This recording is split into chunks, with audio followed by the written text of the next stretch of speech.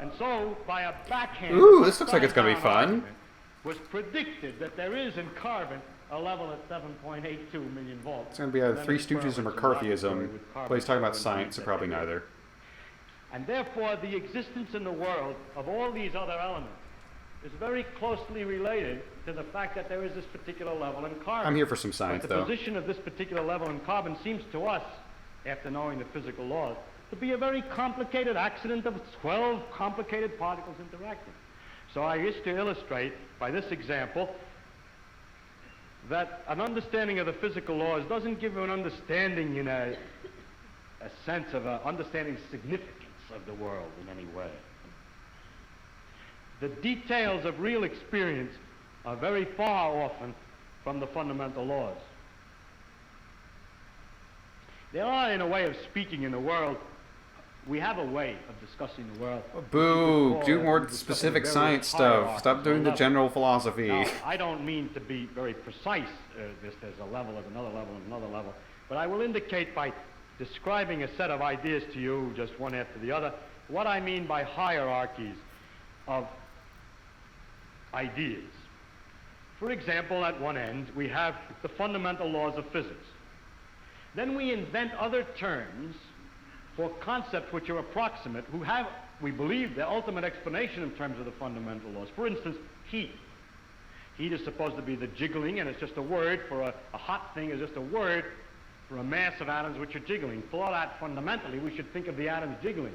But for a while, if we're talking about heat, we sometimes forget about the atoms jiggling. Just like when we talk about the glacier, we don't always think of the hexagonal ice snowflakes which originally fell. Another example of the same thing is a salt crystal. What does snowflakes have to do with it? A lot of snowflakes are in the desert. Snowflake design. But we have this concept, salt crystal, which carries a whole pattern already of fundamental interactions, or idea like pressure. Now, if we go higher up from this, in another level, we have properties of substances like refractive index, how light is bent when it goes through something, or surface tension, the fact that the water tends to pull itself together. Science is fucking weird. By a number. I remind you that we have to go through several laws down to find out that it's the I appreciate whenever scientists are like, yeah, the world just kind of works like this, and we describe it in this way, but it's fucking weird, man. Sometimes we don't. Go on, up in the hierarchy. With the water, we have the waves, and we have a thing like a storm. We have a word for storm, which represents an enormous mass of phenomena. Or sunspot, or star, which is an accumulation of things. And it's not worthwhile always to think of it way back. In fact, we can't, because the higher up we go, we have too many steps in between, each one of which is a little weak, and we haven't thought them all through yet. If we go up in this hierarchy of complexity, we get to things like frog, or nerve impulse. Two equally complicated things. An enormously complicated thing in the physical world, involving an organization of matter in a very elaborate complexity. And then frogs, of course, don't have any brains to speak of, so like one nerve complex is just as complicated as an entire frog. Political expediency, and so forth, which is a series of concepts that we use to understand things at an ever higher level. And going on, we come to things like evil and beauty and hope. Now, which end is nearer to the ultimate creator, or the ultimate? So if I make a religious metaphor, which end is nearer to God? Beauty and hope, or the fundamental laws? I think that the right way, of course, is to say that the whole structural interconnections of the thing is the thing that we have to look at, and that the sequence of hierarchy, that all the sciences and all the efforts, not just the sciences, but all the efforts of intellectual time, are to see the connections of the hierarchies is to connect beauty to history, is to connect history to man's psychology, the man's psychology to the working of the brain to the neural impulse to the chemistry, and so forth, up and down, both ways. And today we cannot, and there's no use making believe we can, draw carefully a line all the way from one end of this thing to the other. In fact, we've just begun to see that there is this relative hierarchy. And so I don't think either end is nearer to God's. And to stand at either end and to walk out off the end of the pier only hoping out in that direction is the complete understanding is a mistake. And to stand with evil and beauty and hope, or to stand with the fundamental laws, hoping that way to get a deep understanding of the whole world, with that aspect alone, is a mistake. And it is not sensible either for the ones who specialize at one end and the ones who specialize at the other end to have such disregard for each other. They don't, actually, but the people say they do. So. But that actually the great mass of workers in between, connecting one step to another, are improving all the time our understanding of the world, both from working at the ends and working in the middle. And in that way, we are gradually understanding this connection, this tremendous world of interconnecting hierarchies. If you expected science to there's more. No, end it there. That was my favorite one so far, but you're risking making it go on too long by putting another one on the top of this. Then I think you could easily become the solution and then look for some mystic answer to these problems. How a scientist can take a mystic answer, I don't know, because the whole spirit is to understand. Well, never mind that. I don't understand that. But anyhow, if you think of it, though, the way I think of what we're doing is we're exploring. We're trying to find out as much as we can about the world. People say to me, are you looking for the ultimate laws of physics? No, I'm not. I'm just looking to find out more about the world. And if it turns out there is a simple ultimate law that explains everything, so be it. That would be very nice to discover. If it turns out it's like an onion with millions of layers and we're just sick and tired of looking at the layers, then that's the way it is. But whatever way it comes out, its nature is there and she's going to come out the way she is. And therefore, when we go to investigate it, we shouldn't pre-decide what it is we're trying to do except to find out more about it. If you say, but your problem is, why do you find out more about it? If you thought that you were trying to find out more about it because you're going to get an answer to some deep philosophical question, you may be wrong. It may be that you can't get an answer to that particular question by finding out more about the character of nature. But I don't look at it. My interest in science is to simply find out about the world. And the more I find out, the better it is. I like to find out. There are very remarkable mysteries about the fact that we're able to do so many more things than apparently animals can do. And other questions like that. But those are mysteries I want to investigate without knowing the answer to them. And so altogether, I can't believe the special stories that have been made up about our relationship to the universe at large, because they seem to be too simple, too connected, too local, too provincial. The earth, he came to the earth. One of the aspects of God came to the earth, mind you. And look at what's out there. How can it isn't in proportion. Anyway, it's no use arguing. I can't argue it. I'm just trying to tell you why the scientific views that I have do have some effect on my beliefs. And also another thing has to do with the question of how do you find out if something's true? And if you have all these theories of the different religions, have all different theories about the thing, then you begin to wonder. Once you start doubting, just like you're supposed to doubt, you ask me, is the science true? We say, no, we don't know what's true. We're trying to find out. Everything is possibly wrong. Start out understanding religion by saying everything is possibly wrong. Let us see. As soon as you do that, you start sliding down an edge, which is hard to recover from. And so with the scientific view, or my father's view, that we should look to see what's true and what may not be true, once you start doubting, which I think to me is a very fundamental part of my soul, is to doubt and to ask. And when you doubt and ask, it gets a little harder to believe. You see, one thing is I can live with doubt and uncertainty and not knowing. I think it's much more interesting to live not knowing than to have answers which might be wrong. I have approximate answers and possible beliefs and different degrees of certainty about different things, but I'm not absolutely sure of anything. And then many things I don't know anything about, such as whether it means anything to ask, why we're here, and what the question might mean. I might think about it a little bit. If I can't figure it out, then I go to something else. But I don't have to know an answer. I don't feel frightened. But what happens if there's only 2 mysteries remaining, and you don't? In the mysterious universe You've been told by someone else not to stop until you've figured out the answers to those. You can't just wander off and do something else anymore because you've figured out all the other stuff. This game, above all else, needs an editor. The first chunk of that was fantastic. It was beautiful, and I loved it. There was so many fun concepts to talk about and ponder on. The first mystery of which is, what was that class? It seemed like a college lecture, but like, what subject is that? What do you sign up for in the curriculum that gives you that lecture? But I loved it. And then the second part started, and there wasn't a lot wrong with the second part. I didn't like it as much. The whole like aspect of, this is why I don't believe in religion and things like that. As I've covered before on this Let's Play, I do still believe in God. That's still an important part of my life. I'm not going to be upset at someone else explaining why they're an atheist. I'm not mad at that. I'm frustrated because it took what was kind of a beautiful universal understanding of the world and then said, and that's why my point of view is more right. And the thing is, if I had found, I think that was the same guy, which is why these 2 clips were paired together. But if I found those 2 things separately, I wouldn't mind them nearly as much because you can view them individually.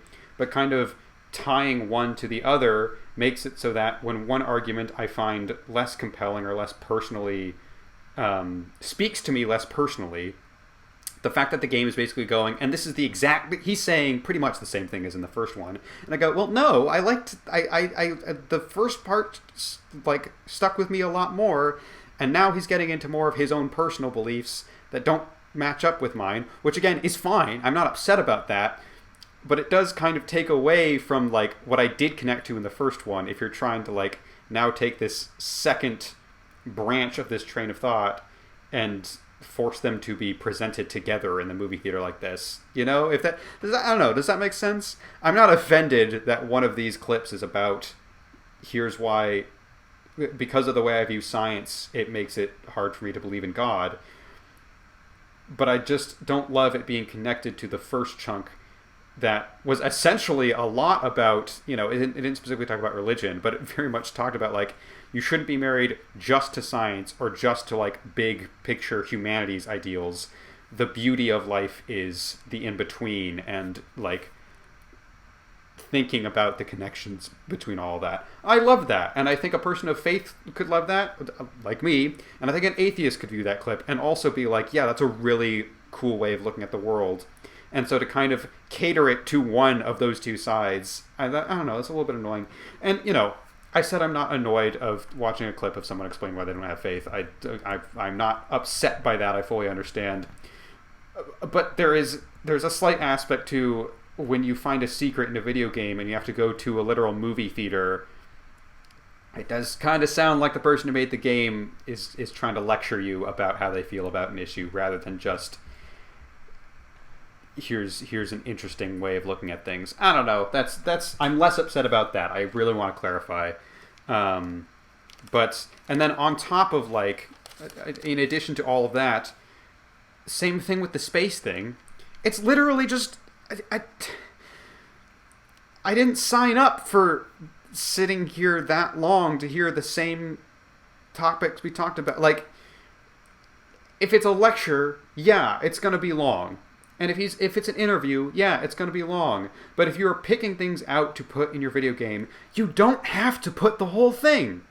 You can cherry pick the best points that posit the most interesting ideas, that explain them to a satisfying degree, and then just cut the clip.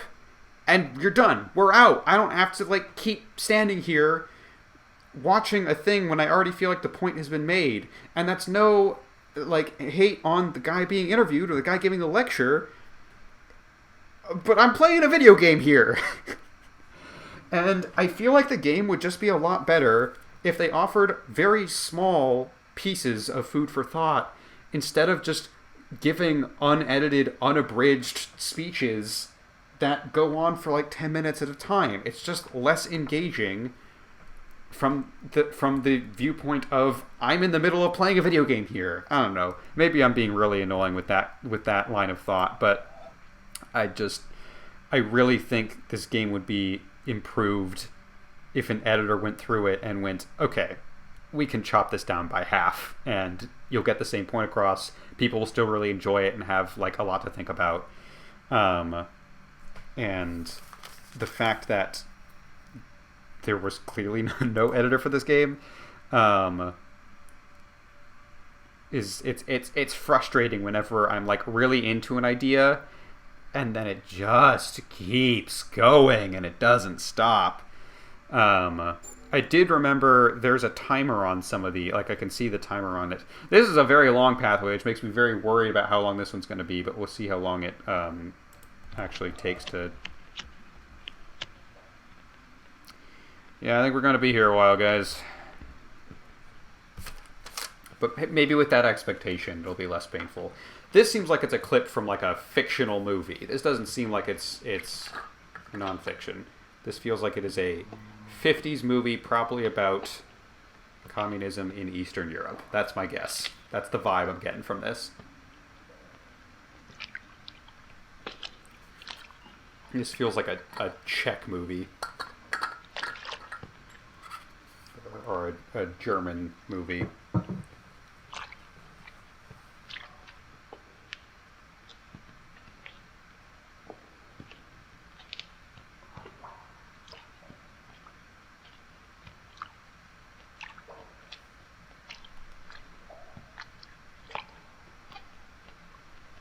Well, this isn't going to take that long. This isn't terrible.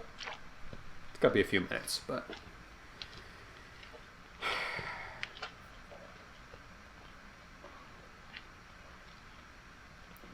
And I may, in fact, take back everything I said if I don't get any context out of this clip, because this feels like...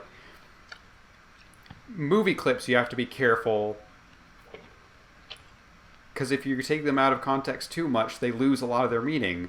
Whereas, like, college lectures, when a person's literally just telling you the point they're trying to make directly, you can kind of clip it, because they're probably going to be, like, focused on the point the entire time. But in a movie, especially a movie that's like this, again, I've gotten very specific vibes from this. A lot of, like, those films that you watch in film class, specifically. Which is that's not an insult. There's plenty of, like, quote-unquote film class films that I think are beautiful and amazing and incredible. But in movies like this, a lot of times you kind of have to watch the whole thing in context to understand why it's important. Because I feel like... I understand what's, like, literally happening. He has a light, and he's trying to see if he can get from one side of this area to the other without the light going out.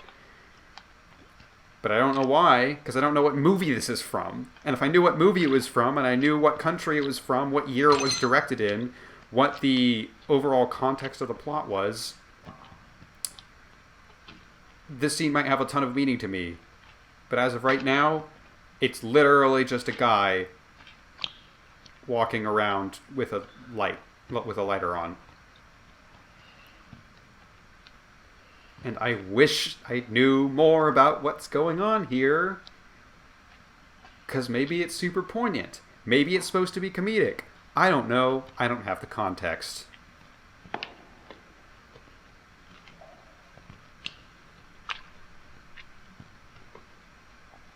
It is funky, though, that the area he's in... I mean, it's a little hard to tell, but it doesn't, like, scream European. I mean, it looks almost, could be like ancient Roman, but it's clearly like the ruins of a place. It's like a not dig site, but it appears to be an ancient building that has been, it's not fresh. He's not walking around Prague. Although Prague does have a lot of historical buildings, so that's a dumb thing to say, but I don't think this is Prague. But this is absolutely European cinema. I can say that much just from the vibe alone.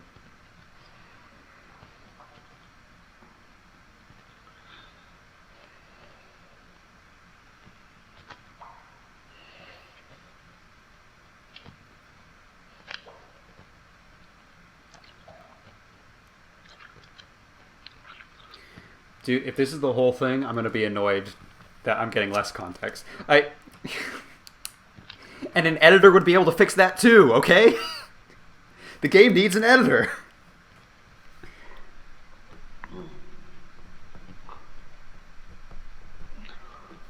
And I would love to look it up, but that feels like spoilers, so I can't look it up until the end of the Let's Play.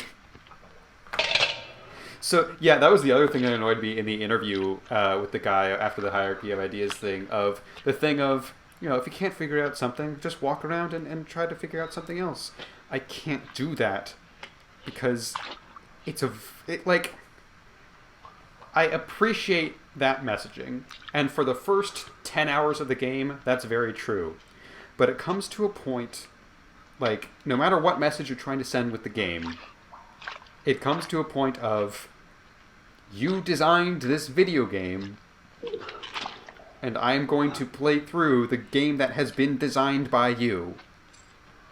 This wasn't like a roguelike, AI-generated, like, randomized environment you put me in.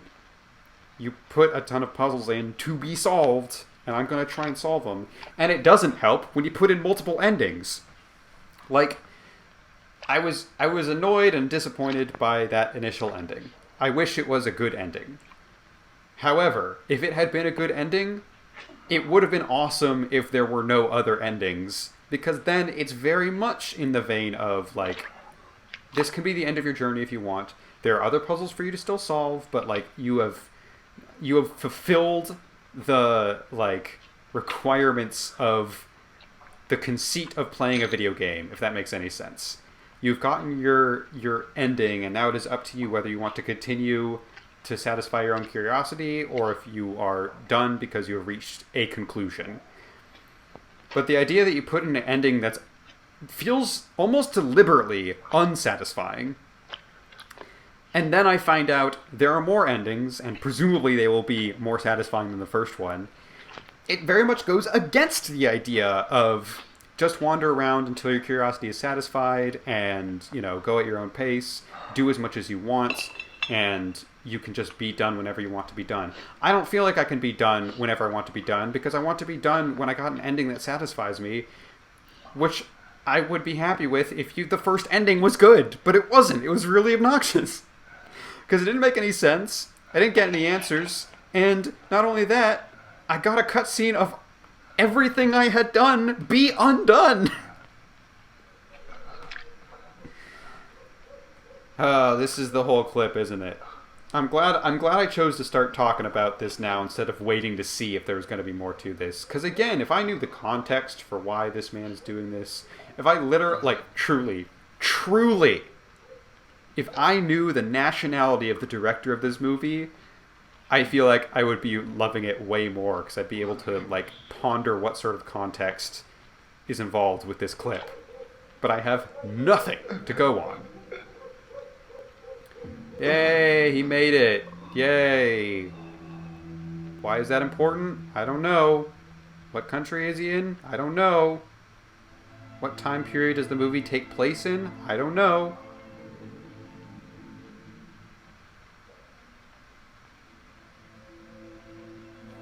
We've still got a little ways to go, and he made it, so maybe we'll get something out of this. And the music's starting up. We'll actually go into the theater for the rest of this.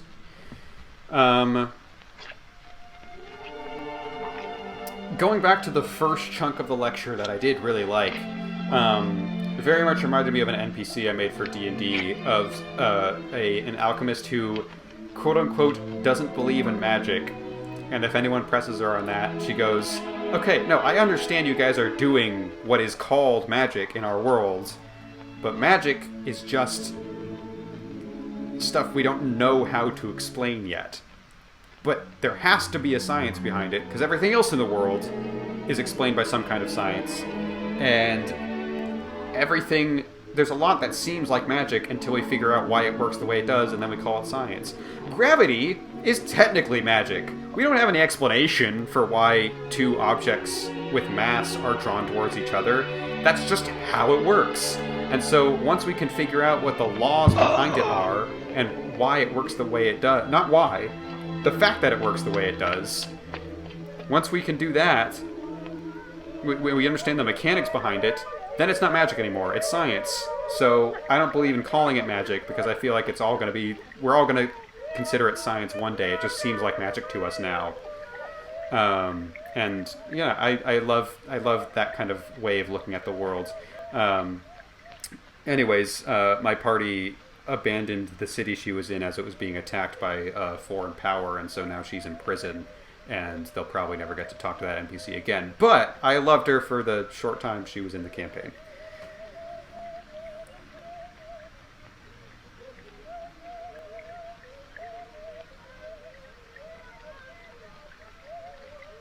I like the doggy. Doggy's fun.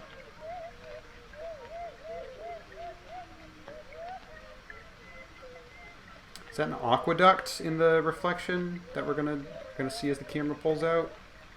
'Cause that would tell me Rome, or Italy at least. That's what that would imply to me. Yeah, it looks like an aqueduct. Okay, so Italian movie? I have not brushed up on my Italian history, so I don't exactly know what the historical context would be of this. Maybe that's not an aqueduct. It was more like the remains of a church of some kind. Very big church, because there's like a building right in the middle of it, but...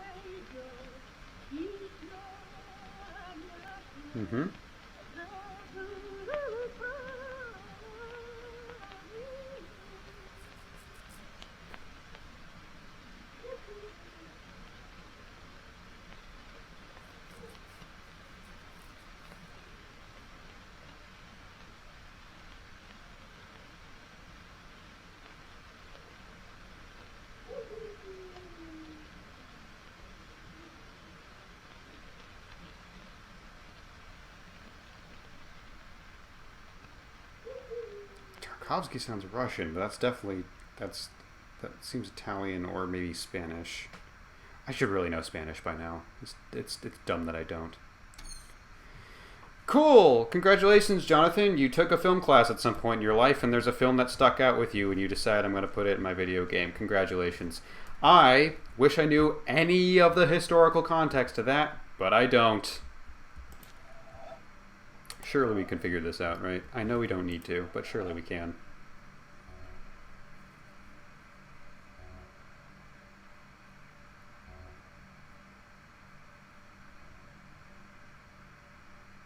Why are the black squares even here?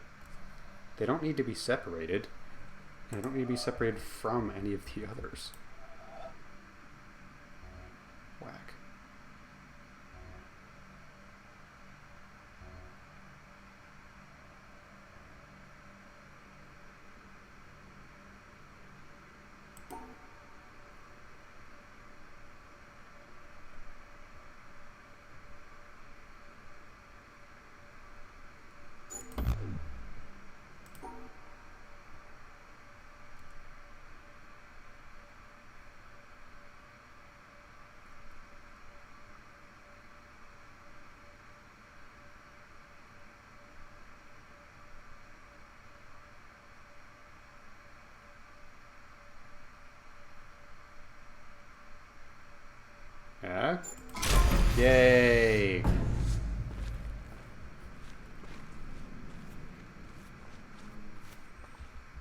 Right, back here. Back to the grind. Okay. Just don't feel like I'm any closer to answers.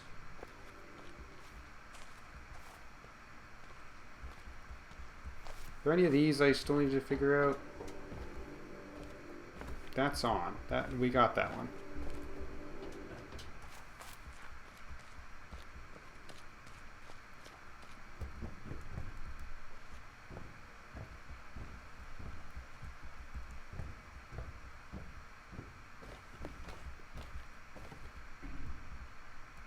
We have this. I don't even know what this one is. I pointed it towards the sun. And that's all I know. That's all I know what to do with that.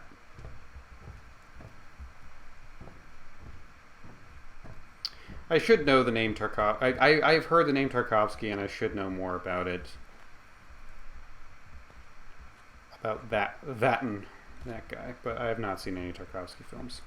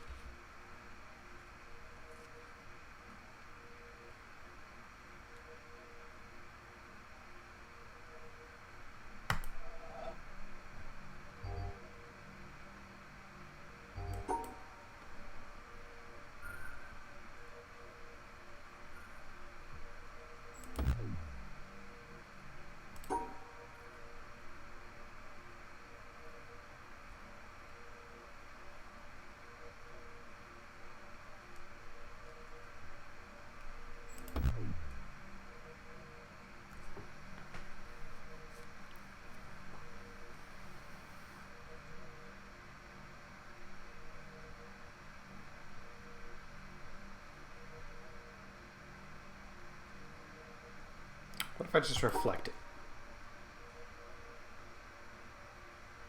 Down, out, up, around.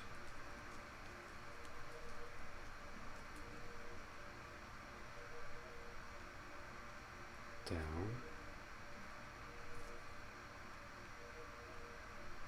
Up.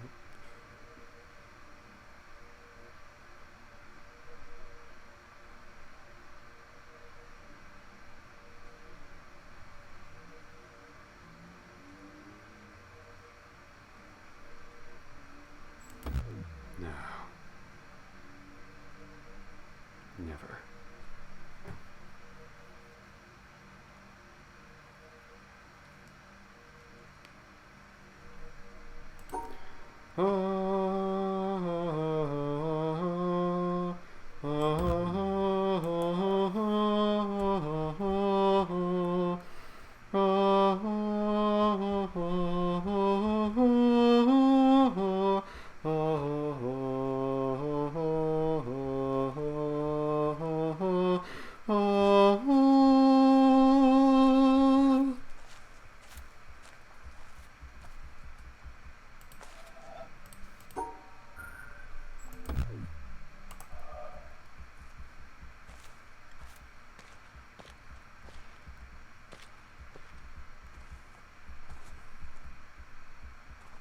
Okay, we got green here. Does that matter? Green. Does that matter? Is that what this is? Don't walk on the green either. 1, 2, 3. Left. 1. Left. I'm fucked.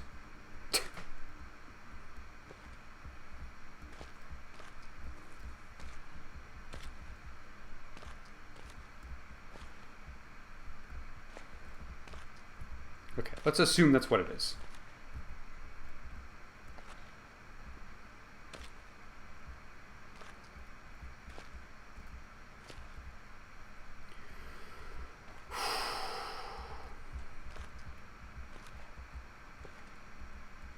One, 2, 3.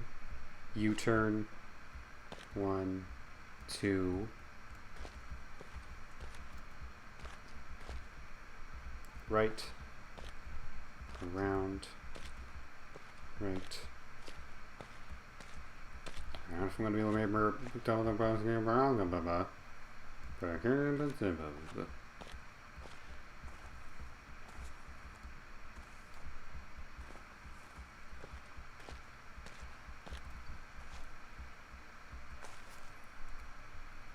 on the wrong corner.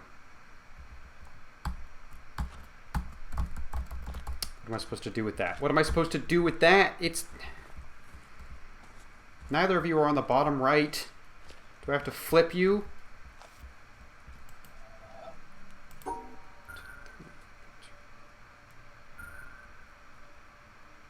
Yeah, I don't remember. I don't goddamn remember.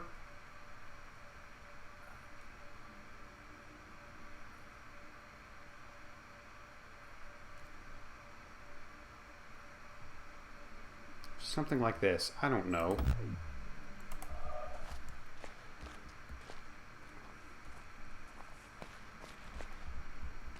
One, two, three, U-turn. 1, 2, 3. Down the bottom. To the left, and then come to the right. Not to the right, but you know.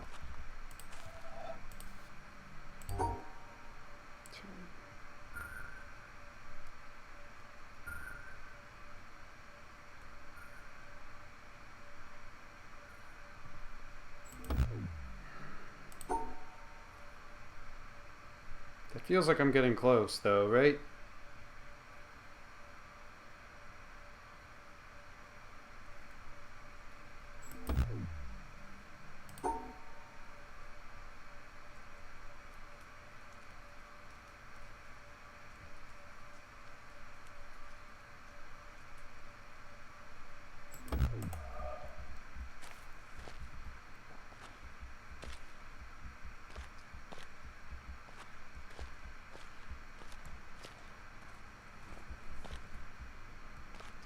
One, two, three, U-turn, 1, 2.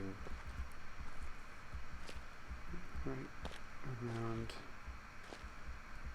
to the wall, zigzag, zigzag, up, and out.